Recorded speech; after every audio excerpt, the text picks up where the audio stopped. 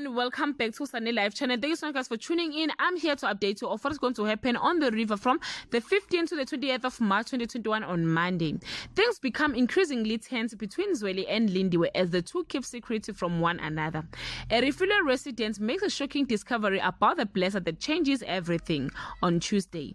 Lindiwe tries to work her magic on Zweli, but is he truly over her manipulations? Cobra piles more worries onto Kabzela and Mabuto's plate on Wednesday. Lindiwe pulls another move to thwart Zweli's effort.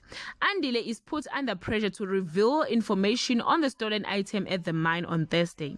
Mabuto has a big decision to make as Refugio is hit by another tragedy. Lindiwe truly ups the ante as Zweli gets closer to digging up her secret on Friday. The Dikanas struggle to deal with the changes in Lindiwe.